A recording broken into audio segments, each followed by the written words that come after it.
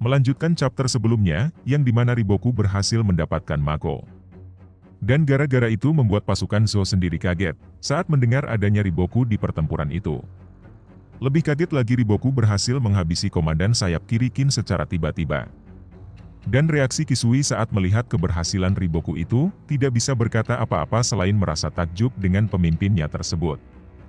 Kisui langsung memerintahkan pasukannya untuk menyebarkan kematian Mako. Ini adalah pemandangan yang membuat mata melotot, sebuah pembalikan situasi total. Dan ini terlihat jelas oleh semua orang, bahwa pasukan sayap Qin terancam bubar. Salah satu yang melihat pemandangan itu adalah unit Hisin yang berada di atas bukit. Tapi untuk Shin sendiri, matanya terfokus mencari-cari keberadaan Riboku, setelah melihatnya Shin dengan sendirinya mengejar. Sambil meneriakkan nama Riboku dengan marah. Sedangkan Riboku sendiri dengan santainya berkeliaran di belakang pasukan Mako. Bahkan mereka sempat-sempatnya bergosip, mentertawakan pertempuran sepihak yang dilakukan pasukan Zou. Melihat itu Riboku memuji kecepatan Kisui dalam menerapkan strateginya. Tapi setelahnya mereka kaget saat melihat Shin yang sudah berada di belakangnya dengan muka yang sangat marah. Melihat itu Ten langsung memerintahkan pasukannya untuk mengincar Riboku dan mengesampingkan pasukan lainnya. Lantaran dengan kematian Riboku, Qin bisa memastikan kemenangannya. Jelas itu tidak mudah, Riboku pergi ke sayap kiri Qin bukan tanpa sebuah rencana. Itu dibuktikan, Shin dan pasukannya tidak bisa mengejar Riboku lantaran Riboku tidak menunggangi kuda biasa, melainkan kuda dari Gamon, kuda terbaik di seluruh dataran. Sedangkan Ten, ekspresinya mulai melunak saat melihat teman terbaiknya yaitu Kaine. Dan satu-satunya yang bisa mengejar Riboku adalah Shin. Di saat Shin menatap Riboku dengan muka marah, justru Riboku melihat Si dengan ekspresi tenang. Ia bercerita ketika dirinya beberapa kali bertemu Shin, hingga sampai saat ini 7 tahun berlalu. Dan selama itu, bahkan sampai saat ini pun, Golok Shin tidak pernah menjangkau dirinya. Yang artinya Riboku mengatakan bahwa Shin tidak akan pernah bisa mengalahkannya sampai kapanpun. Hingga akhirnya Shin berhenti mengejar, saat pasukan bantuan musuh datang. Sambil melihat Riboku menghilang dari pandangannya, Shin berteriak dan berjanji bahwa goloknya ini, golok warisan Jenderal Oki yang tewas akibat dicurangi Riboku, suatu saat akan menuntut balas. Dan Shin berjanji akan hal itu. Mendengar golok yang digunakan Shin, goloknya Oki, membuat Riboku terhentak kaget. Anak buahnya Riboku berniat menghabisi unit Hisin, tapi dicegah oleh Riboku, yang menurutnya butuh pasukan 2 kali lipat untuk menghancurkan unit Hisin sekarang, yang setelahnya Riboku diam. Komandan mudanya heran dengan penilaian tinggi untuk Shin, lebih heran lagi melihat Riboku diam, seolah mengkhawatirkan sesuatu. Setelahnya Riboku menegaskan bahwa cahaya Qin akan segera meredup bersamaan dengan pasukan sayap kirinya. Seolah sedang meyakinkan dirinya, yang sebelumnya sempat kaget dengan perkembangan Shin. Menurut Riboku pertempuran hari ini sudah memenuhi harapan Zou, dan tidak bisa meminta pembukaan yang lebih sempurna dari ini. Unit Hisin kembali ke medan pertempuran. Dan melihat pasukan Mako sudah benar-benar diambang kehancuran, bahkan menurut Ten sudah terlambat untuk memulihkannya, tapi Ten sadar jika tidak dipulihkan bisa dipastikan seluruh peperangan di dataran Shukai akan dimenangkan Zou. Yang jadi masalahnya, Ten pun bingung memotivasi pasukan Mako dan membangkitkan mereka bagaimana caranya. Sampai akhirnya Moten datang dengan penuh kegembiraan. Shin bersyukur melihat Moten tidak terjebak di tengah-tengah pertempuran, jika terjebak wassalam, katanya. Baru saja Shin mengatakan itu, Moten malah benar-benar ngajak unit Hisin untuk nyemplung ke tengah-tengah pertempuran. Sehingga membuat pasukan Shin kaget. Dan itu perlu dilakukan Moten untuk membangkitkan pasukan Mako dengan rencananya. Moten memperingatkan bahwa jika pasukan Mako kalah maka pertempuran selesai. Dan Moten yakin bahwa kedua unit ini bisa memulihkan kembali pasukan Mako. Akhirnya kedua unit ini merangsek masuk ke tengah pertempuran yang dimana tempat tersebut tempat 2 komandan Mako tersisa. Garo salah satu komandan unit Hisin jengkel melihat lembeknya pasukan Mako saat ini. Begitupun dengan Moten, ia meminta pertanggungjawaban kepada 2 komandan Mako tersisa. Moten marah besar kepada kedua atasannya itu. Yang dilihat Moten saat itu mereka hanya termenung meratapi kematian Mako. Mereka membela diri menurutnya, ahli strategi mereka juga mati. Dan keduanya pun tidak diam saja, semua yang mereka bisa sudah dilakukan, dan hasilnya tidak ada perubahan sama sekali. Melihat pasukan sayap kiri Qin diambang kehancuran, mereka hanya bisa pasrah. Ten yang mendengar itu setuju, Sudah tidak ada cara lain untuk memulihkan pasukan Mako. Tapi Moten tidak sepemikiran dengan Ten, menurutnya masih ada cara untuk memulihkan pasukan Mako. Dan langsung mencari informasi tentang sisa-sisa unit Mako yang masih mempunyai pasukan jumlah besar. Menurut kedua komandan Mako, pasukan itu ada di sisi kiri dan kanan mereka. Hal yang pertama Moten lakukan adalah meminta pasukan Mako menyebarkan berita bohong tentang Mako masih hidup. Dan yang kedua, Moten meminta Shin dan unitnya berserta pasukannya yang dipimpin Rikusen untuk bertempur di dua sisi pasukan Mako, tempat terdapatnya jumlah besar sisa pasukan Mako. Sedangkan Moten sendiri bertugas menjadi komandan dadakan sayap kiri Qin seluruhnya untuk sementara. Diceritakan unit Hisin dan pasukan Gakuka berhasil menyelesaikan tugas yang diperintahkan Moten. Berkat dua unit ini akhirnya pasukan Mako yang menjadi tumpuan mulai terlihat. Semua tentara yang sebelumnya bingung harus melakukan apa. Sekarang, setelah melihat bendera Mako berkibar, dengan sendirinya mereka mengerti apa yang harus mereka lakukan. Setelah membuat titik temu untuk pasukan Mako, Moten memerintahkan komandan Mako untuk berpidato untuk menaikkan semangat juang pasukannya. Yang akhirnya komandan Mako berpidato yang biasa Mako katakan. Dan berkat itu pasukan Mako kembali bangkit. Lonjakan semangat pasukan Mako tersebut membuat pasukan Zhou terkejut. Situasi pertempuran sayap Qin kini berubah kembali. Komandan Mako dan Ten tidak percaya rencana Moten berhasil. Moten yang mendengar kebahagiaan keduanya, meminta mereka untuk tidak terlalu dini merayakannya. Lantaran rencana yang dipersiapkan Moten hanya sebagian kecil yang berhasil. Masih ada kejutan yang lebih besar yang sudah dipersiapkannya.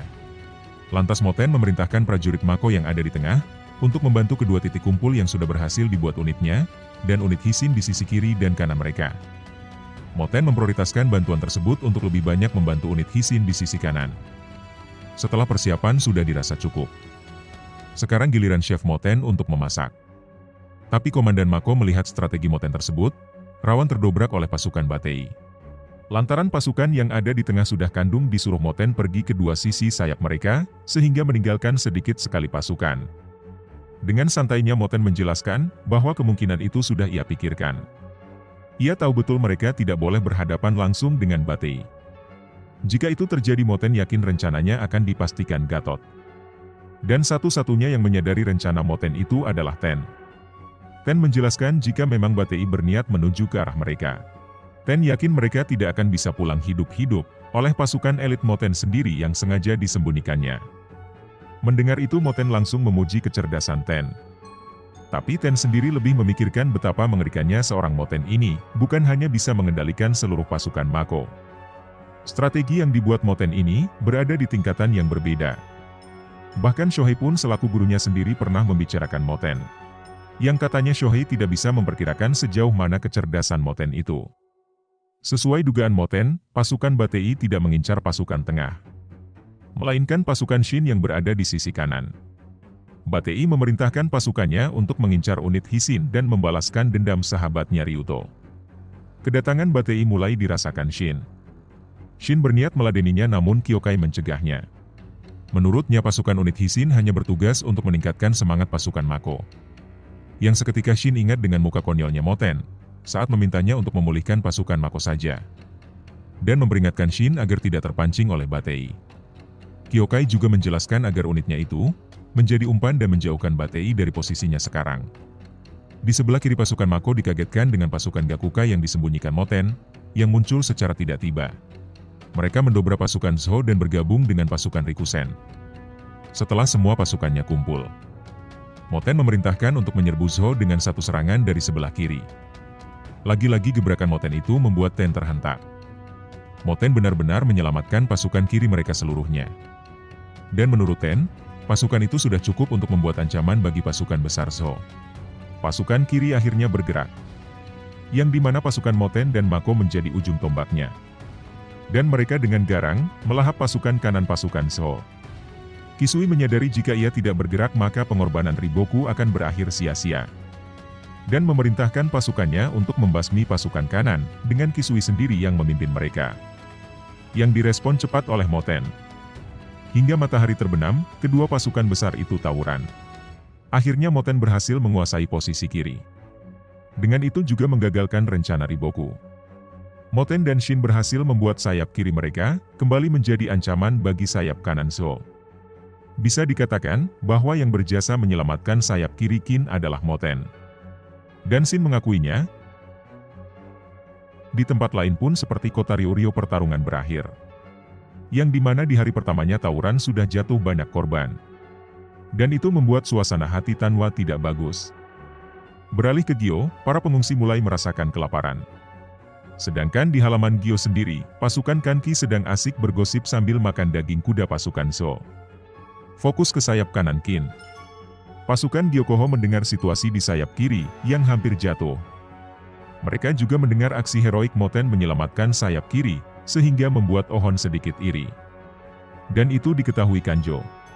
Tapi Kanjo berpendapat lain, bahwa dengan tewasnya Mako, sayap kiri setelahnya akan sangat kesulitan. Ohon tidak sependapat dengan Kanjo, menurutnya Mako hanya sekedar bidak bagi Osen. Jika Mako tereliminasi, Osen akan menggantikannya dengan bidak lainnya. Tanpa memikirkan jasa-jasa Mako, dan melupakannya. Dan itulah alasan pasukan tengah punya banyak pemimpin yang berkumpul di sana.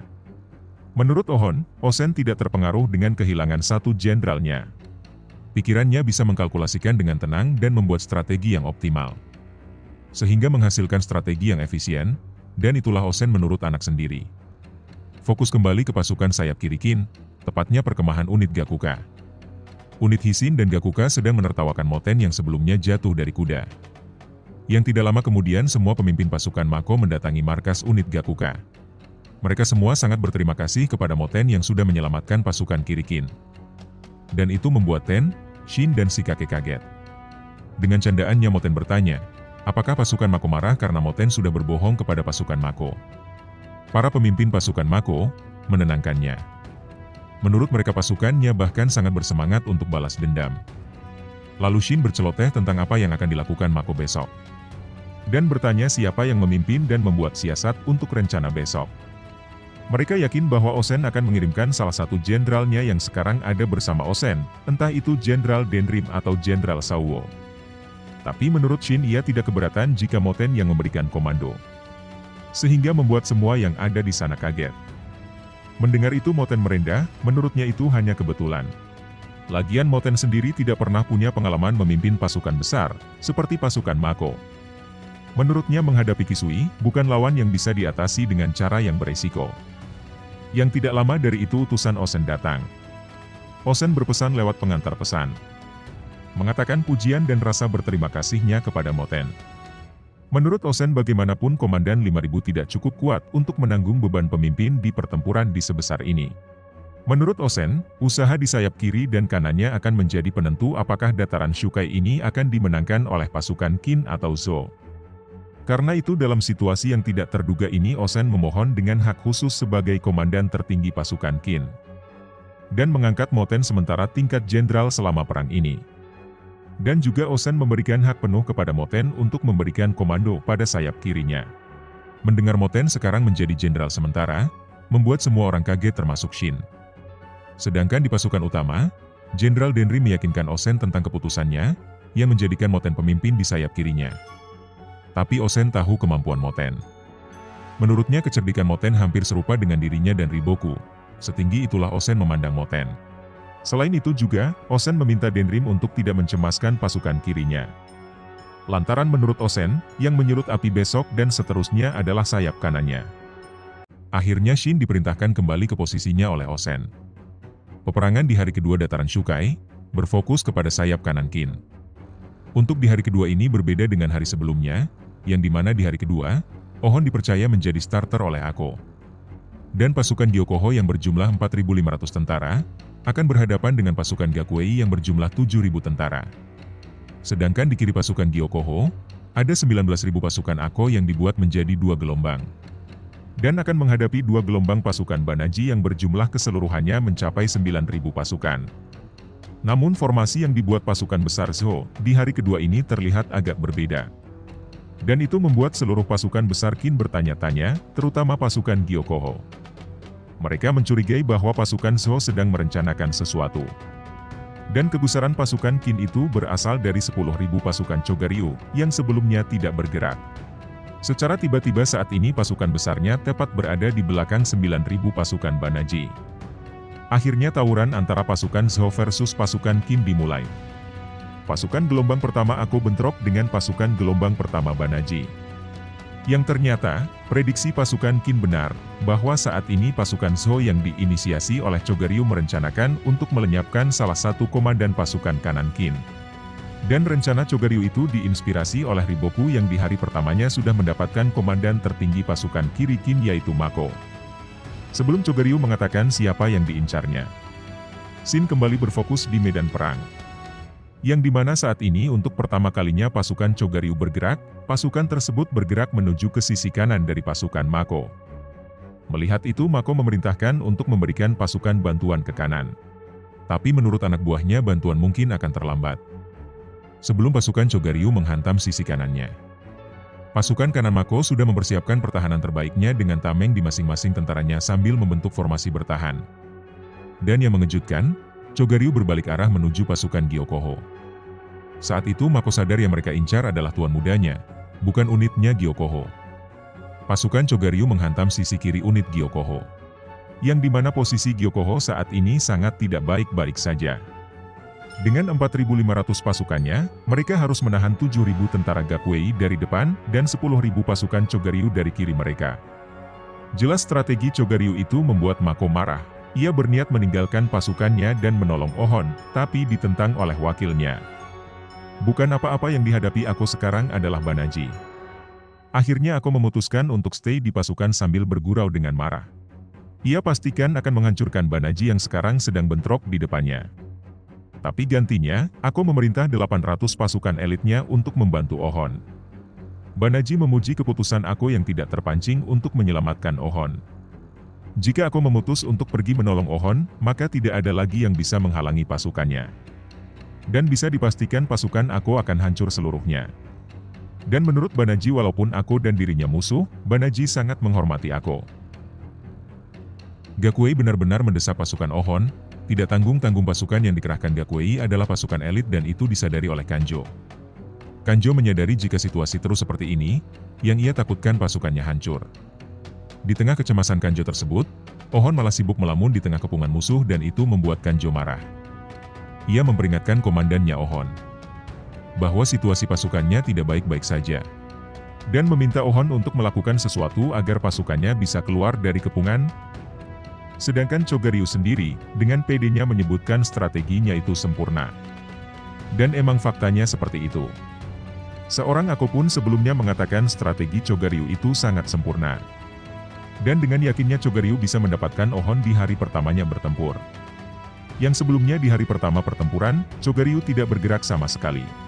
Kembali ke Ohon, usut punya usut Ohon ingat dengan perkataan Moten. Yang dimana Moten pernah bertanya cara pandang seorang jenderal besar. Mengingat itu membuat Ohon melotot seolah saat ini Ohon pun melihat apa yang dilihat oleh seorang jenderal besar. Ohon dengan tenangnya meminta Kanjo memanggil ajudannya Banyo, dan mengajak Kanjo untuk membalikkan keadaan. Ohon dan pasukannya akhirnya bergerak. Chogaryu melihat panji-panji dari unit Gyokouho bergerak mundur. Jelas, pergerakan Ohon itu sudah diprediksi Chogaryu sebelumnya. Yang dimana di belakang Ohon sudah ditempatkan beberapa pasukan elitnya, salah satunya adalah Tombak Joso dan Jorin, yang sekarang sedang melakukan tugasnya menyuntik satu persatu tentara Ohon.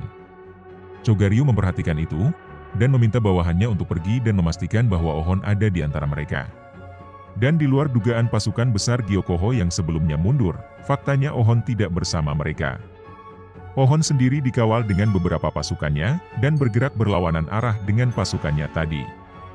Dengan detasemen kecil, pasukan Ohon memungkinkan untuk bergerak dengan kecepatan penuh. Mereka merangsek keluar dari tengah-tengah dua pasukan Zhou, Chogaryu dan Gakuei. Lagi-lagi pergerakan Ohon sudah terprediksi oleh Chogaryu. Menurutnya Ohon akan berbelok dan bergabung dengan pasukan bantuan yang dikirim oleh Mako untuk menghantamnya.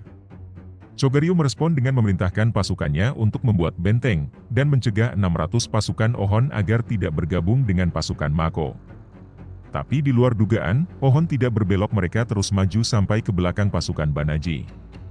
Dari situ Chogaryu masih belum menyadari rencana Ohon, bahkan dengan PD-nya mengatakan Ohon gila.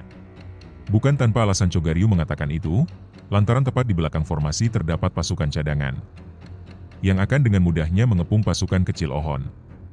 Dan benar saja pasukan Ohon benar-benar dikepung dari seluruh penjuru, yang membuat Kanjo khawatir lantaran saat ini mereka udah tidak bisa pergi kemana-mana lagi. Tapi Ohon tidak berniat lari, sebab sekarang Ohon memerintahkan pasukan kecilnya untuk menyerang ke titik terlemah formasi musuh. Pergerakan Ohon diperhatikan betul oleh Chogaryu sampai akhirnya Chogaryu sadar apa yang diincar Ohon. Menurut Chogaryu biasanya sebuah formasi pertempuran selalu ada yang namanya pasukan cadangan, yang ditempatkan di belakang formasi pasukan utama. Dan tugasnya untuk menghadapi pasukan kejutan dari musuh yang berniat menyerang dari belakang. Menurut Chogaryu kelemahan sebuah pasukan bukan hanya dari belakang, kelemahan lainnya terdapat dari dua sisi pasukan tersebut. Dan pasukan yang membanjiri di sekitar detasemen Ohon adalah pasukan cadangan yang berada di belakang itu sendiri. Dan saat ini Ohon dengan susah payah menghindari mereka, sambil mempertahankan kecepatan penuh, sebab di matanya terpancar satu target. Seiring pandangannya mengikuti Ohon dari kejauhan, Chogaryu menyadari tujuan Ohon. Titik lemah di ujung kiri pasukan Banaji, yang berlokasi di medan tempur yang berlawanan dari posisi Ohon sebelumnya. Bukan hanya Chogaryu yang dibuat kaget oleh pergerakan Ohon tersebut. Mako komandannya beserta musuhnya Chogaryu merasakan hal yang sama. Tentara Zhou terkejut Ohon benar-benar mengincar titik terlemah pasukannya Banaji, tapi menurutnya pasukan Ohon terlalu sedikit untuk bisa melumpuhkan pasukannya.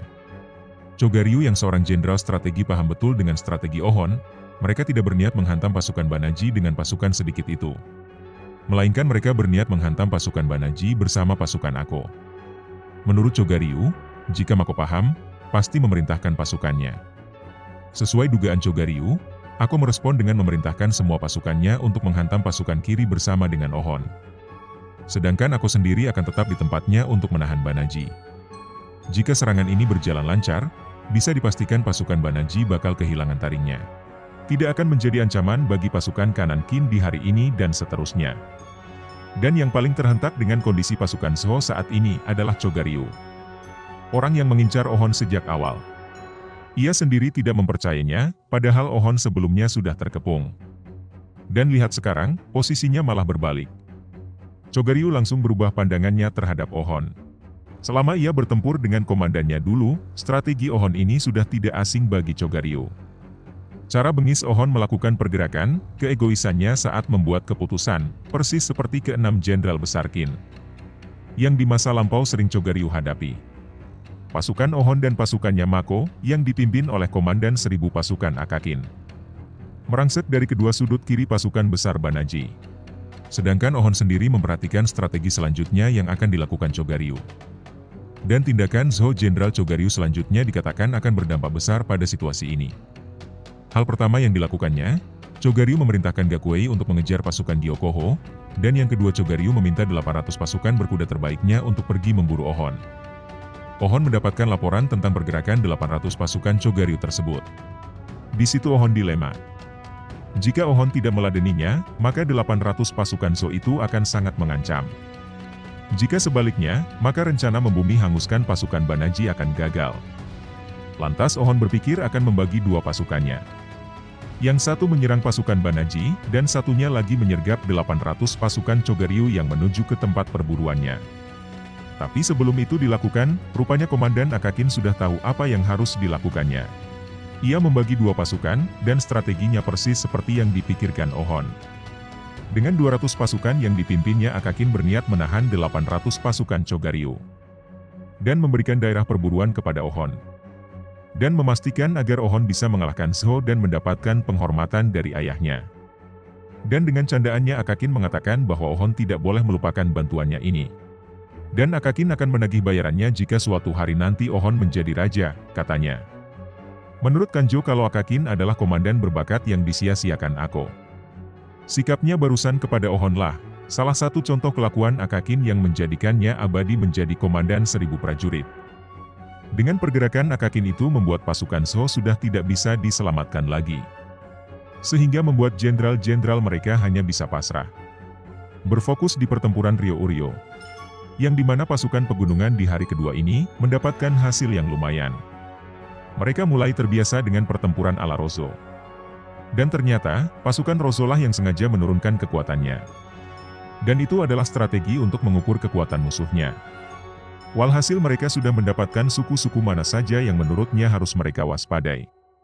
Yang pertama suku Baijo yang sebelumnya pernah berhadapan dengan salah satu komandan Rozo. Dan yang kedua adalah pasukan suku Vego, dan yang ketiga pasukan suku Merah. Dari ketiga pasukan tersebut, tentu saja, pasukan yang digerakkan langsung oleh Tanwa yang paling mereka waspadai.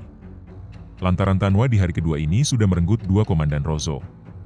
Sedang di sayap kiri Qin, Moten berhasil membuat Kisui marah-marah.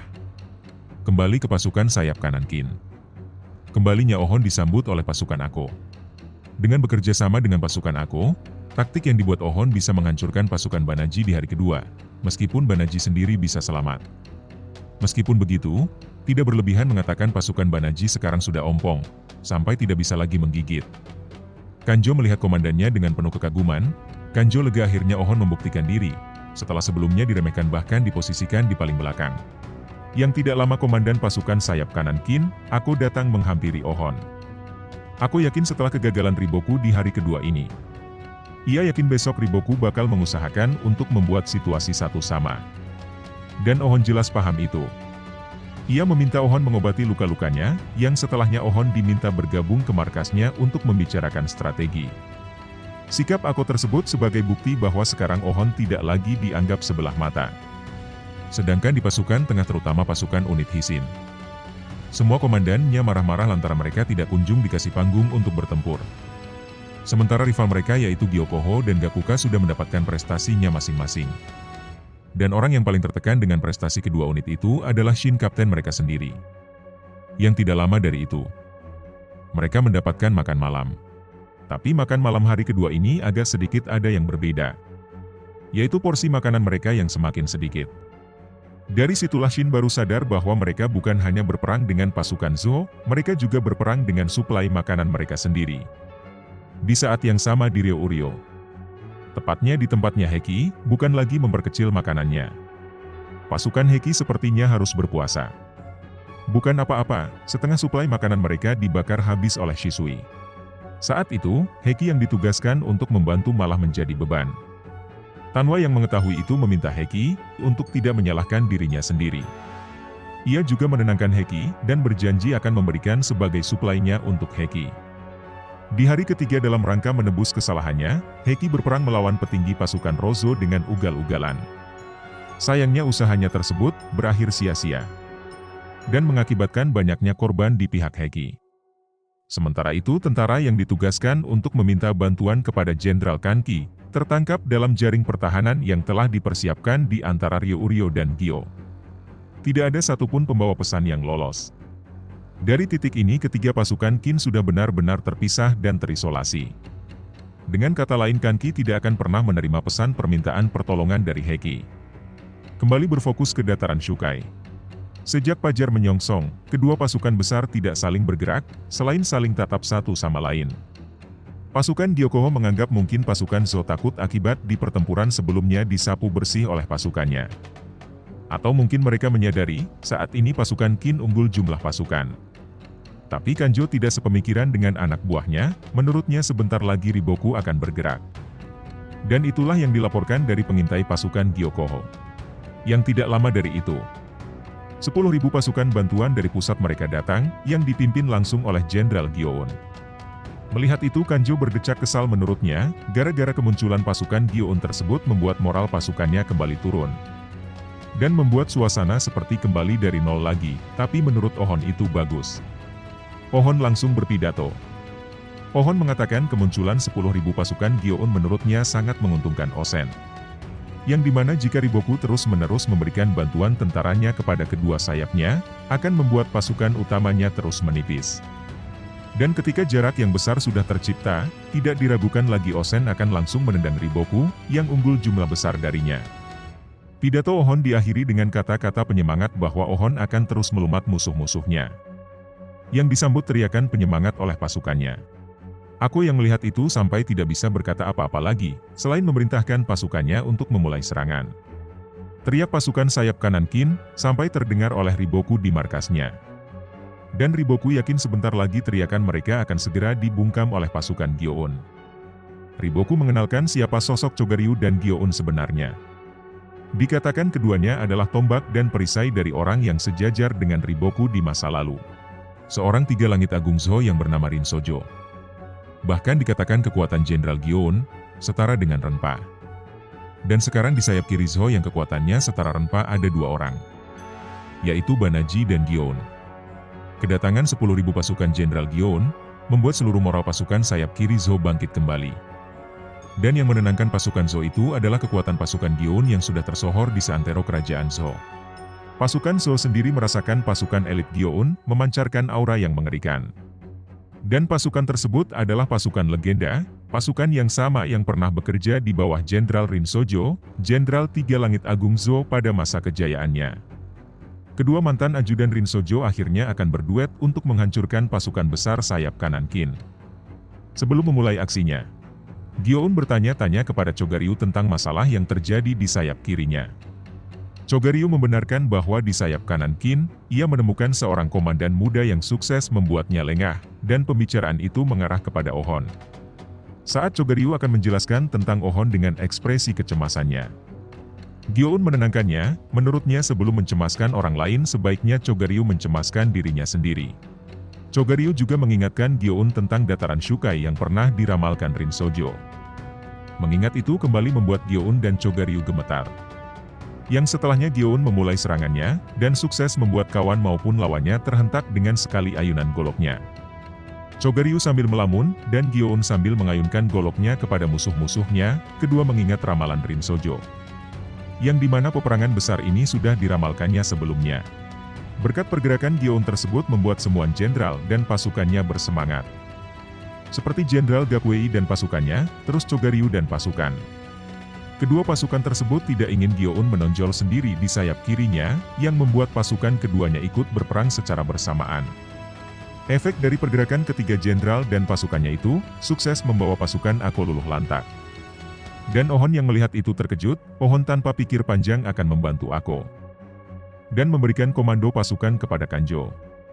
Kanjo menghentikan Ohon, ia cemas lantaran pasukan Banaji yang sekarang menjadi lawannya mulai bergerak.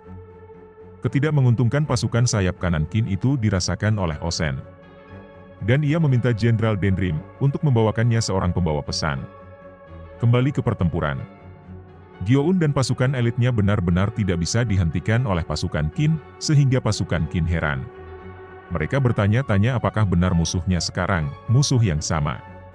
Ako memperhatikan pasukannya di ambang kehancuran, lantaran ia mendapatkan laporan pasukan tengahnya mendapatkan desakan dari pasukan Chogaryu, sedangkan pasukan kirinya hampir jatuh. Dan Ako langsung memerintahkan beberapa pasukan untuk membantu pasukan kirinya yang hampir jatuh tersebut. Ako menyadari satu-satunya cara untuk menghentikan situasi ini adalah dengan mundur sedikit demi sedikit, lalu membubarkan formasi. Tapi pasukan Ako tidak bisa melakukannya, saat menyadari pasukan Chogaryu sudah masuk terlalu dalam ke formasinya. Situasi mencekam di tubuh pasukan Ako diketahui oleh Ohon, ia kembali berniat membantu Ako. Tapi lagi Kanjo melarangnya. Untuk kali ini Ohon ngotot akan membantu Ako, Ohon menjelaskan betapa mengerikannya pasukan Gyeon saat ini. Dan menyamakan pasukan Gyeon sebagai paku yang membuat pasukan Ako tidak bergerak. Dan Ohon berencana akan mencabut paku tersebut dari pasukan tubuh Ako. Kanjo mengerti, tapi Kanjo merasakan firasat buruk, ia meminta Ohon untuk hati-hati. Lantaran ia yakin Gyeon lawan yang levelnya beda dengan lawan-lawan yang pernah dihadapi Gyokoho. Ohon menenangkannya dan ia tidak takut, ia lebih takut pasukan Ako tumbang seluruhnya gara-gara Gyeon. Akhirnya Ohon meninggalkan kembali pasukan besarnya untuk berhadapan dengan Banaji, sedang Ohon sendiri dengan detasemen kecilnya pergi untuk menolong pasukan Ako. Ako pun mendapatkan laporan tentang pergerakan Ohon tersebut, dan Ako sangat berterima kasih kepada Ohon atas pergerakannya itu. Lantaran pergerakan Ohon itu sangat penting untuk pasukannya bisa mundur dan berkumpul kembali. Tapi tidak hanya Ako yang melihat Ohon. Gyeon pun mendapatkan laporan tentang pergerakan tersebut. Melihat betapa menonjolnya pasukan Qin yang tepat berada di pandangannya, Gyeon yakin kalau itu Ohon yang pernah dibicarakan Chogaryu. Dan Gyeon meminta pasukannya untuk menyambut Ohon dengan strategi yang sebelumnya sering dilatih oleh pasukan Gyeon sendiri. Ohon mulai mendobrak pasukan Gyeon, yang setelahnya Ohon mendapati pasukan musuh melakukan formasi di dalam pasukan besar Gyeon sendiri. Yang dimana Ohon menyadari, formasi yang dibuat mereka bukan formasi spontan, melainkan formasi terlatih. Ohon menyadari sesuatu, Ia meminta pasukannya untuk segera meninggalkan area ini, dan mencari jalan lain untuk menghantam mereka. Lantaran Ohon menyadari kalau area ini sengaja dibentuk Zhou untuk membantai pasukannya. Tapi sayangnya terlambat, pasukan Ohon terkepung. Yang mengagetkan Ohon, semua yang mengepung pasukannya ternyata semuanya pasukan elit. Untung kekuatan Ohon di atas mereka sehingga Ohon bisa membuat jalan untuk pasukannya, tapi yang jadi masalahnya tiba-tiba banyak ajudannya tertangkap. Ohon yang sudah hampir sukses keluar kepungan memutuskan untuk kembali menyelamatkan Banyo, yang sudah 95% tidak terselamatkan. Yang pada akhirnya Ohon dan pasukannya benar-benar terjebak, dan Banyo tidak bisa diselamatkannya. Untunglah sebelum Banyo benar-benar dihantam tombak musuhnya, Shin dan Kyokai sudah terlebih dahulu menebasnya. Sehingga pada akhirnya Banyo selamat dan masih hidup. Melihat kedatangan Shin dan menyelamatkan Banyo membuat pasukan Ohon kaget, sedangkan Ohon sendiri seperti biasa selalu menampilkan ekspresi tidak suka terhadap Shin. Shin melihat orang yang diselamatkannya adalah Banyo, orang yang selalu memandang Shin sebelah mata. Dengan candaannya meminta Banyo untuk berterima kasih, dan Banyo sendiri tidak sudi untuk berterima kasih kepada Shin. Shin langsung tertawa, menurutnya Banyo sangat bersemangat hari ini. Yang setelahnya Shin menemui Ohon, seperti biasa Shin dengan belak-belakan mengatakan bahwa Shin sadar betul saat ini Ohon tidak menyukai tentang ini, tapi Shin datang kemari untuk membantu Ohon. Kyokai menghentikan godaan Shin terhadap Ohon, dan meminta fokus untuk berhadapan dengan musuhnya yang sudah siap tempur. Dan terlihatlah pasukan elit Gyoun dengan postur tubuh besar-besar yang ada di depan pandangan unit Hisin. Dan Shin menyadari bahwa mereka tidak akan mudah dikalahkan hanya dengan keberuntungan saja. Akhirnya Shin kembali berbicara dengan Ohon, ia menjelaskan alasan ia datang ke tempatnya. Lantaran ia mendengar Ohon sedang kesulitan, dan Shin ke sana hanya membawa beberapa pasukan berkudanya. Jadi selama bantuan yang sebenarnya datang, situasi di sayap kanan Qin akan masih dalam situasi sulit. Shin dengan geli mengatakan untuk mengatasi itu, Shin meminta Ohon untuk bekerja sama membasmi pasukan Zhou sampai bantuan tiba. Shin mengatakan itu sambil berdiri di depan Ohon, sehingga membuat Ohon jengkel. Rencana Ohon untuk memotong pasukan Gyoun dimulai. Yang membedakan hanya saja sekarang, Ohon melakukannya dengan Shin. Sehingga menimbulkan kekuatan yang sangat dahsyat. Dengan kecepatan penuh mereka memotong, dan memisahkan pasukan Ako dan Gyoun. Kekuatan Ohon dan kekuatan Shin menimbulkan kegemparan, dan membuat keduanya menonjol di seantero pertempuran. Bahkan Ako dan pasukannya, tidak bisa berkata apa-apa lagi melihat anak buahnya itu. Ohon dan Shin benar-benar bersaing, keduanya bukan takut kalah oleh musuhnya, melainkan takut kalah eksis dari teman satu pasukannya itu. Keduanya pun mendapatkan banyak pujian dari unitnya masing-masing. Tapi yang membedakan unit Hisin dan Gyokoho adalah keberadaan dari Kyokai. Kyokai melindungi kedua unit itu dari belakang, sehingga membuat unit Hisin satu tingkat lebih unggul dari unit Gyokoho. Jelas, Gyoun sangat menyadari dengan kekacauan yang dibuat Ohon dan Shin kepada pasukannya itu. Dan saat melihat Panji dari unit Hisin, Gyoun mulai waspada. Lantaran unit Hisin adalah unit yang selalu disebutkan oleh Riboku. Gyoun terus-menerus memperhatikan dua combo itu. Dengan sadar ia menyadarinya keberadaan Ohon dan Shin sangat mengancam. Ia melihat bagaimana cara bertarung mereka, mirip dengan keenam jenderal besar Qin yang selalu membuat tragedi kepada negara tetangganya. Setinggi itulah penilaian Gyoun kepada Ohon dan Shin. Gyoun langsung memerintahkan pasukan elit terkuatnya, dan berencana menghabisi Ohon dan Shin sebelum mereka bertambah kuat. Tapi niat Gyoun itu terhenti saat mendengar suara hentakan kaki pasukan yang terdengar berjumlah besar. Tidak hanya Gyoun, hentakan kaki itu juga menggemparkan seisi medan pertempuran. Sedangkan di pihak Shin tersenyum saat mendengar suara besar itu. Banyo yang sedang terluka penasaran beberapa banyak yang Shin bawa untuk membantu sayap kanan Qin, setelah sebelumnya ia mengirim 800 tentara untuk membantu sayap kiri. Mendengar pertanyaan Banyo itu membuat Ohon kepo. Dan sebelum menjawab pertanyaan Banyo, Shin ingat saat Osen memanggilnya. Osen menjelaskan bahwa sisi kirinya kokoh dengan keberadaan Moten. Setelah gagalannya sayap kiri menjadi kunci kemenangannya. Harapan satu-satunya saat ini untuk meraih itu adalah sayap kanannya. Dan untuk meraih kemenangan tersebut, medan perang unit Hisin sudah ditentukan. Yaitu sayap kanan, yang dimana akan menjadi kunci kemenangan strategi dari Osen. Kembali ke pertempuran. Shin sambil tertawa menjawab pertanyaan Banyo. Yaitu seluruhnya, 8.000 pasukan unit Hisin. Jumlah sebanyak ini lebih tepatnya disebut pasukan, jumlah yang bisa membuat lawannya gentar hanya dengan kemunculannya. Dan yang memimpin saat ini adalah Karyothen, ahli strategi mereka. Kemunculan 8.000 pasukan unit Hisin benar-benar membuat kawan dan lawannya gemetar. Gyo-un pun sadar betul dampak dari kemunculan unit Hisin itu. Sebelum memulai, Shin memberikan pesan dari ayahnya Oh-hon, bahwa unit Hisin adalah bantuan terakhir yang diberikannya ke sayap kanan. Dengan begitu Shin yakin, kemenangan sayap kanan Qin akan bergantung kepada dirinya dan Oh-hon. Yang setelahnya Shin memimpin pasukannya untuk memulai serangan. Yang disambut gemuruh 8.000 pasukannya.